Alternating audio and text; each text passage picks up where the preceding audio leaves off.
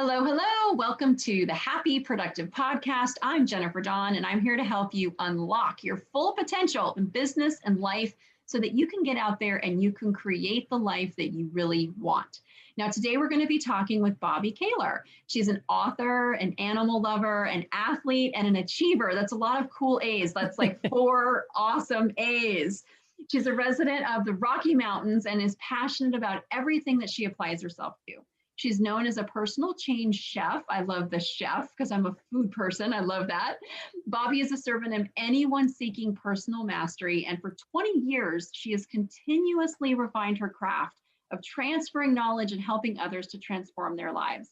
Bobbi passionately believes that we can all write our own narrative and truly be the hero of our own story. My kind of gal. So excited to talk with you today, Bobbi. Welcome. Thank you so much for having me. This is a pleasure. Wonderful. You know, one of the things that drew you to me were we have some very cool similarities where my first official business was an apple stand when I was 8 years old. And I think you had, was it a blueberry stand? Blackberry business. Blackberry, Close, yes. very close. I was peddling my blackberries to the neighbors, because it was so funny, Jennifer, because like everyone, this was in Southwest Missouri and everybody was like, talked about how much they loved blackberries, but nobody went out and picked them. I'm like, well, I can do that. How hard could that be? Right. And I realized it's hard, Yeah. but it was worth it. So that was my first official business. Oh, that's so cool. It's funny. My grandparents, when I was growing up, they had, about 1.5 acres of my grandfather just grew everything imaginable. And he grew blackberries. He had a blackberry bush, and that was serious business getting those berries off that bush. So I know exactly what you're talking about. Like Yeah. You would get all scratched up and it wasn't that much fun. No, not that much fun. And in Southwest Missouri, like they had a lot of ticks and there were snakes and it was like, I did not like it. There's an easier way. Oh my goodness. But did that experience, how did it affect you from being like an entrepreneur, like having an idea and like bringing it into reality? Yeah. Well, I'll tell you, I started it because I have 2 older sisters and they're Mhm. 7 and 8 years older than I am. And then there's one younger sister. And when we moved from Illinois down to Southwest Missouri, my parents are like, well, we're not going to spend money on school clothes anymore. So I'm like, okay, well, what am I going to wear? And so I thought, well, I'll start this as a little side gig to make some money. Yeah. And the most important thing I learned from it, and this was so unexpected, is I didn't like picking blackberries, but I continued not because of the money, because I mean, we did make a fair amount of money and I was able to buy materials so I can make clothes. But I remember there was this one guy, his name was B, and he was like a grandfather figure. He was our next door neighbor. And one time he was talking to me and he's like, you know what, Bobbi, you know what we use those blackberries for? And I was really thinking he was going to say something like, oh, we make a pie or whatever. And he said, we use those to kind of bribe the grandkids to come over for a visit. Wow. And I was like, oh my gosh, this is not about blackberries. Yeah. This is about something really different.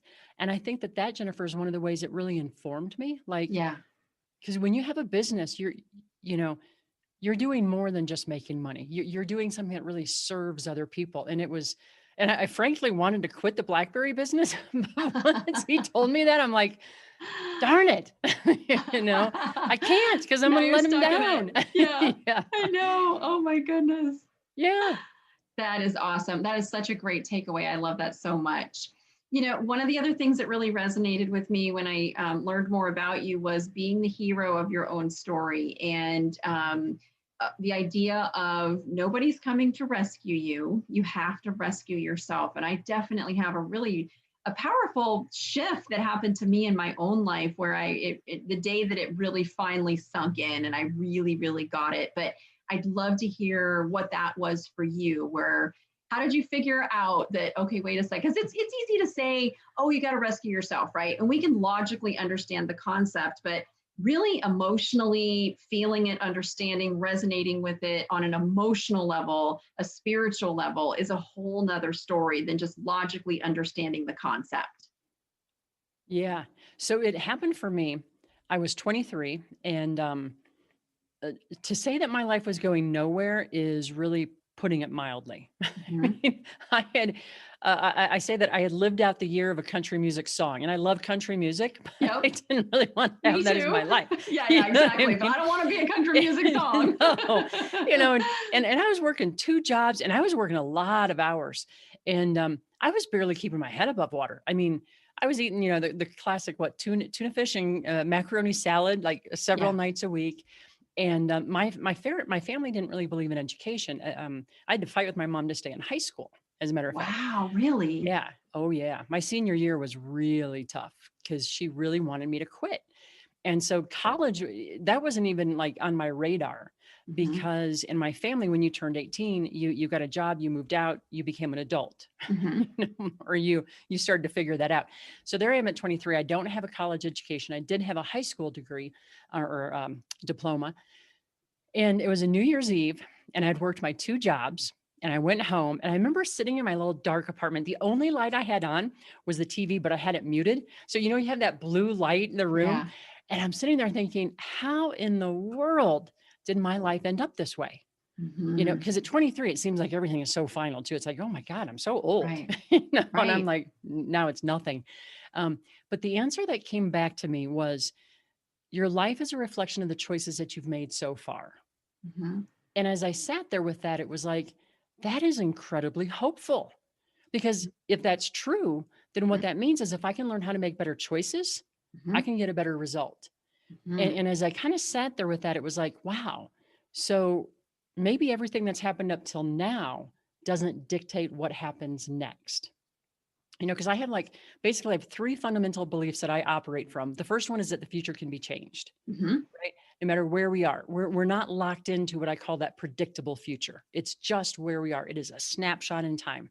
The second one, that we can change our future, be our own hero. Yeah. And the third one is we don't have to wait. We can get started. We can learn whatever we need to learn along the way. But that you can be your own hero. I just remember sitting there in that apartment thinking, I don't need someone to come knock on my door and say, here, I'll airlift you from this life and put you into another one. Mm-hmm. And it was one of the most empowering things ever, because it's like, I can do this. Mm-hmm. I don't have to wait for someone else. I can be my own rescuer, because I think we share some similarities here in that, I loved my mom dearly. She was an amazing person, and she had some really severe psychological issues. Mm-hmm. So there were some days that were really good. There were some days that were really bad. And I think that at some point along the line, I wanted someone to come and rescue me from that situation. Right. And once I was an adult, it's like, wait a minute, I don't have to wait for that. So that's kind of where the genesis of that was for me. I love it. You're lighting me up because you're talking my language here, because it's so true. We can change, and we can change starting right now today. It doesn't even have to be this big, huge thing. We don't need years of therapy. Like, I'm not against therapy, but we can actually change starting today just by making a different choice. But until you own the situation, until you take responsibility, the whole time you're sitting there waiting for somebody else to rescue you, you're not owning it. You're not taking responsibility, and you're just going to keep waiting. And that's really the key right there to being able to make a change starting today, is to recognize that you're the one in charge. You're the one behind all this, whatever your life is, you created it. So if we don't own it, we can't really change it. So I love that you had that moment. I love that you had it in your early 20s. I think I was really lucky. Yeah. For somehow, but I think you said a really key word there, and that is that responsibility, Mm-hmm. owning it. And I think it was Stephen Covey talked about the most powerful thing we can do is recognize where we have choice. Yes. Because I think about it all the time. Like, we're making choices from the time we get up in the morning until the time our head hits the pillow at night. The whole day we're making choices. And I'm not saying making new choices is necessarily easy. I mean, I know that adversity is there. I've lived it as well. And we have choice. And I think when we recognize that, that's when we really kind of step into our own power. Mm-hmm. And when we feel at our most powerful in a good way, not a like a negative power trip type of way. Right. No, we're talking about healthy power here, people, not like controlling people, being a jerk. No, we're not talking about that. It's so true. We were just talking about this actually in our Monday morning fire. Is my Monday morning message that I give to all of our clients who are in our Goal Achiever membership. And we were just talking about this, and it was the pain of discipline versus the pain of regret. And there's two different kinds of pain here, right? But it goes to that choice that we're making. So we can make a choice in any day, and the choice can be to be disciplined and, stick to our diets and do something for personal growth and to exercise, these kinds of things, that those choices will give you a different future based on whatever choice you're making. So if you want to change something, but you're not doing anything different every day, probably not going to happen. But we were tying it to the pain of the discipline, right? Because when we're disciplined, it hurts a little bit to make a different choice and get out of our comfort zone and break a pattern and make a new habit. There's a little bit of discomfort that goes along with that. But when you compare that to the pain of regret, like, ooh, that's a doozy. That one will sit with you for weeks, years, lifetimes. Haunt you. Right. It really does. Yeah. I heard someone say, because I've been accused of being disciplined a few times in my life. And I come by that through my dad. My dad's very, very disciplined. But I also heard this quote, and I think it really explains a lot. And I don't know who said it, and I always butcher it, but essentially the quote was something like, disciplined is simply remembering what's important and what you want. Right? Because when you so good. Right? Because when you know what that is, it's not discipline anymore. Like a few years ago, I had horrendous back problems, and it had gotten to the point where I could barely put my socks on in the morning. I mean, it was bad. Wow. And I'd been through physical therapy. I was doing yoga. I was doing the right stuff. And my husband did some research, and he's like, Bobbi, I think we have too much wheat and too many carbs in our diet. Because, oh my God, we'd split a loaf of bread for dinner, like as an appetizer. And I love bread. Yeah. And he said, so I really think we should really cut back a lot. And I said, no, I'm not doing that. Because I'm like, I like my bread. Yeah. And he kept after me, and it was a few months, and he's like, would you try it for a month? And I'll tell you, I even thought I'll just try it so that it'll just go away. Yeah, exactly. Leave me alone about this. Leave me alone. Because I didn't really think it was going to make a difference. After 1 week, my back pain was gone. Wow. I mean, gone. And that was 5 years ago. And I feel, it was amazing. And then, weight came off and my energy went up, but I couldn't, after a week when my back didn't hurt anymore, no pain. Yeah. It took no discipline at that point not to eat bread because I didn't want the back pain. So when we know what's important, I think it just becomes easier. I agree completely. And we were talking about this again this morning, where you can flip the pain of discipline into joy so easily, because when you just align with, I'm making a choice to be the best version of myself. I'm making a choice to break a pattern. I'm making a choice to develop a new healthy habit. Like, there's so much joy in that. Like, you can, if you just program yourself to recognize, it's that discipline and I'm a little stuck here. Okay, just reprogram that to joy when you focus on the outcome of what you're going to get from it. You're right. It just immediately turns into this fun thing. You can even gamify it each day of like, every time I feel like this, I'm going to flip it to this. And isn't this fun? Yeah. It makes a huge difference though, how we think about it. Yeah. Because that affects the way our brains interact with it. And then that affects our own motivation. So it's a hugely powerful thing. And it sounds so simple. Right. But you were holding on to that bread, because I love bread too, but it does not love me as much as, I love it. And those little changes, this happened to me a few years back where I always had terrible allergies. And right now allergies are really going around right now. And I feel so terrible when I talk to clients and they're suffering from allergies.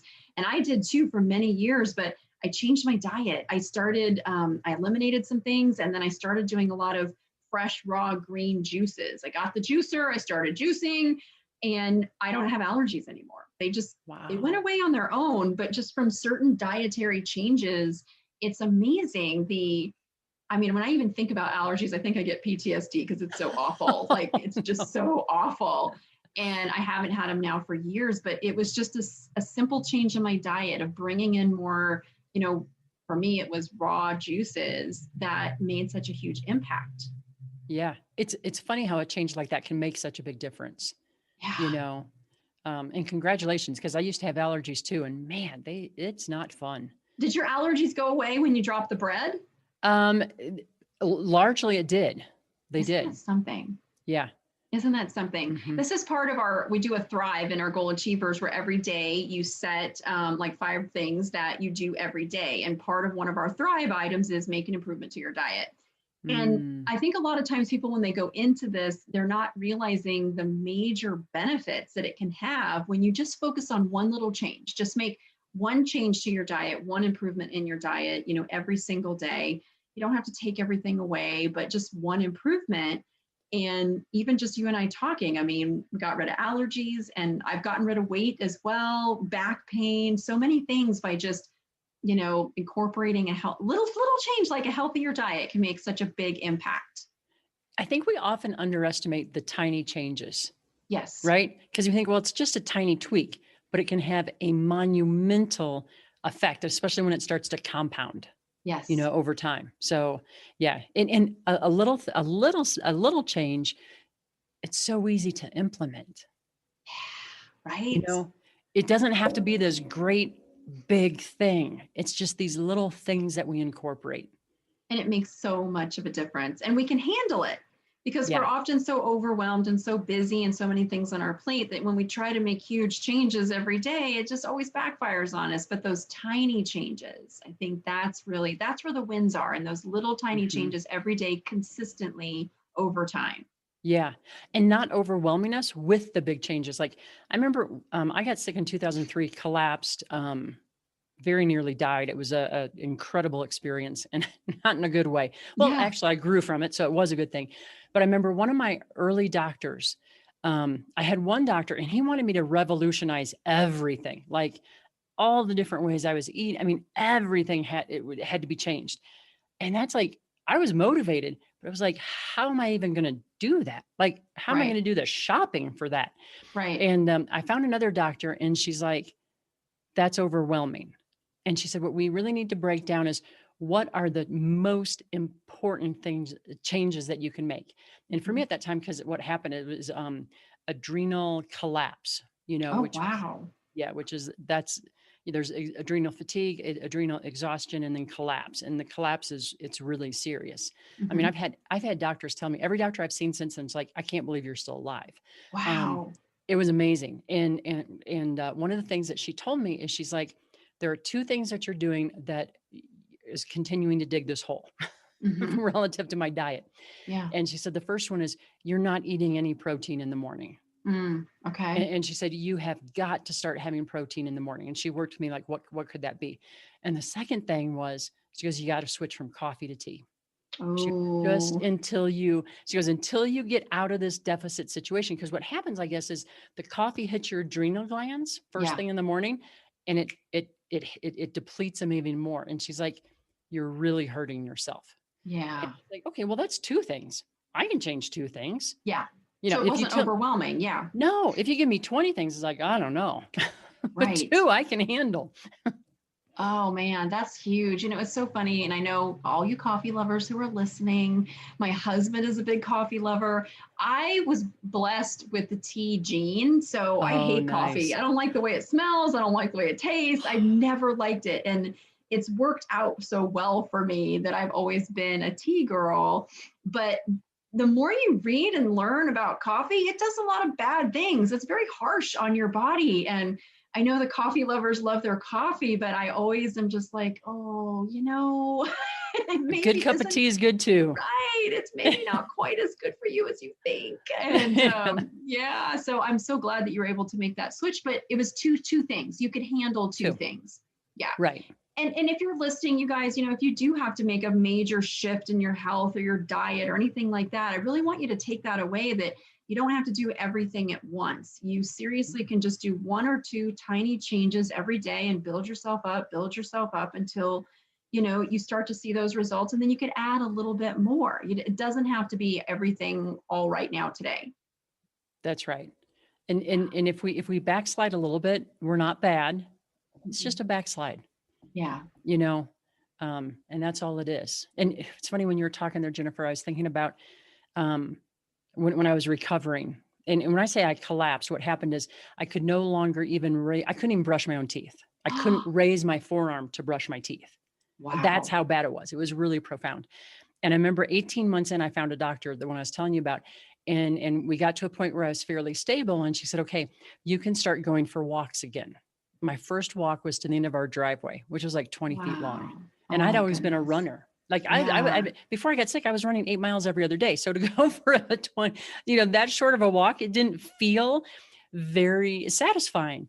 But I had to negotiate basically with myself. And I said, you know what, if every day, if I just go out for a walk, even if it's to the end of the driveway, that is a victory. And then on days when I'm feeling good, if I can add in 5 steps, Yes. that's a victory. And now, I mean, that was back in that was 2004, because it was 18 months in. Now I go cross country skiing. I was out 97 times. I road cycle here in the Rocky Mountains. I've been to mountain passes. So I'm a huge believer in taking a step, taking it consistently, Right. and being patient with yourself, giving yourself that grace. If you're tired one day, you're tired. It doesn't mean you're bad. It means you're tired. Right. Rest. Right. So I'm a huge believer in what you're saying there. Oh, I love that. We call that Win Happy. That's our brand hashtag. And it really is about taking those small steps, win today, just win today. And if you're tired, you're tired. I love that. Giving yourself that compassion, that empathy, that, you know what, today I'm tired, but even though I'm tired, I can still take those few steps and I just take them tired. And that's okay too, but keeping our win happy is really all about winning today, but then also being in that state of happiness and joy and not attaching that to something that needs to happen in the future. And just even like on those days when I walk to the driveway and back again and being okay with that's where I'm at today. And I'm okay with that. Win happy. Yeah, that's the win. And it is a win, I like that too. I like that approach too, because then you're experiencing it every day versus waiting until some big thing happens in the future. That trap of I'll be happy when. Right. Not falling into that. Yeah, that's huge. I love that. Yeah, it's a big trap. And so many people fall into that. And it's so easy because I think even for me growing up and, learning different things and goal setting systems, and it's just kind of the way we're taught. It's like, oh, well, you've got to go out and achieve. You got to do these things so that you'll have, what is it? The pursuit of happiness. It's in our Constitution, right? Well, doesn't that really just kind of mean that we're always chasing happiness? And that doesn't really sound very happy to me. No, because it exists in the moments. Right. Exactly. Like we have 2 puppies. They're 14 months and 10 months. And there are these times in the morning when they're really calm and they want to cuddle. And I'm like, oh, this is great. Because I know it's going to happen pretty soon. They're going to be like, whoa, let's go. Boom. But you know what? That's fun too. Yeah. I mean, both are good, but just really being present in those moments. Yeah. Versus trying to instead of trying to perfect the moment. Yeah. Yeah. I agree completely. All right. So Bobbi, share with us, we've talked about a lot of different things, but let's start with a productivity tip. We talked about tiny things, but is there another productivity tip that you love that has helped you so much or changed the way that you work? Yes. It goes back to when I was sick because I was an entrepreneur and classic entrepreneur. We think we can just do everything. Right. And every day I'd wake up and I'd have a long list of everything that needed to be done. And then I got sick. And it's like, so every day I changed it to, I'd wake up and I'd think, if I can only do one thing today, what should that be?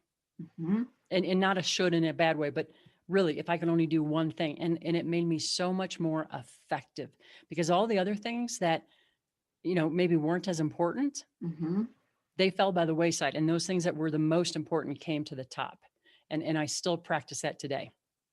Oh, I love that so much. For those of you listening, you're going to immediately go, oh, that's our A task. Exactly. Right. When we have to get clear on what our most important priority is for the day, we call that our A task. And I love that you shared that because it's just one of my most favorite things. And it really does bring you the clarity. So you're getting the right thing done, not everything, but the right thing done each day. Because we can't get everything done anyway. Is it the David Allen? I think if it's David Allen and I messed you up, I'm sorry. But the quote, you can do anything, but you can't do everything. Yeah. Yeah. So good. I like that. So good. Yeah. All right, Bobbi, thank you so very much. One more thing I want to ask you, and then I want you to share with everybody where they can find you. Is there one other piece of information that I didn't ask you that you're like, oh, I would really love to leave that with your listeners, what would that be? I kind of think it goes back to some of the stuff that we were talking about earlier in terms of, because when I'm coaching people, it's like we beat ourselves up over our mistakes or our perceived mistakes, or I should have been doing this or doing that or whatever. It's just a snapshot in time, right? It is just a snapshot in time. When we have the awareness that we want to do something different, that's actually a really good thing, right? Because it means that we're seeing a new opportunity for ourselves. So instead of framing it as a negative, frame it as a positive. Nice. I love that. You can reframe anything if you just try a little bit. You can. Sometimes it takes some work, but you can do it. Yeah, absolutely. It's so funny. One of our last podcast guests, he schooled me on the word try. He's like, there's no try, there's do. I'm like, oh, you're whipping out Yoda on me. And it was really good though. But I do think the try does still apply, that if you need to reframe something, you're not going to get there if you don't at least make an attempt. Like, try to reframe it in a positive way. And I don't know, whenever I do this, like, the shift will always just like open me up. I just feel light. I feel so much better. We have this power to cast things in a bad light or cast them in a good light, and might as well put our power to good use. Yep.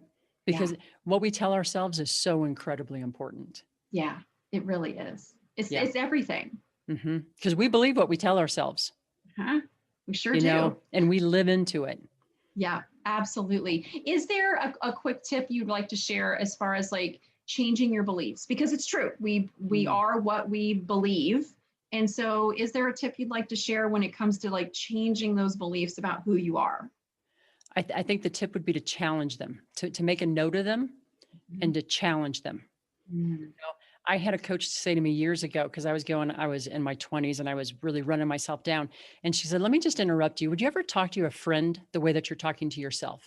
And I said, no. And she's like, then why are you doing that to yourself?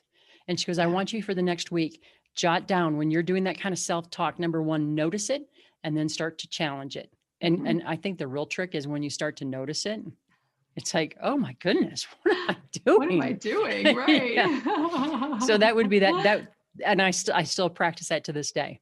Oh, I love that so much, about bringing awareness around it. And once you're aware of it, then you get a choice. You can change it or not. And that's right. We want you to exercise your power of choice to change it for good. Because awareness brings that opportunity. Yeah, it really does. Oh, so wonderful. Bobbi, thank you so much. Can you tell everybody where they can find you? Sure. Thank you for asking. Through my website, that's a great place. It's just bobbikahler.com. And then I'm also pretty active on LinkedIn, so you can find me there as well. Oh, very nice. Bobbi, thank you so much for being here with us today. And for everybody who's listening, if you'd like more help, you know that you can always find me on bestplannerever.com if you're looking for a better time management solution. And if you need a little coaching, you could always come visit me at jenniferjohncoaching.com. All right, guys, I hope you got as much from today's episode as I did. Bobbi, thank you so much for being here. Thank you, everybody, for listening. Now get out there and go have a happy, productive day. I hope you found today's episode of the Happy Productive Podcast inspiring. Every successful business is formed by a set of small, consistent, and attainable steps.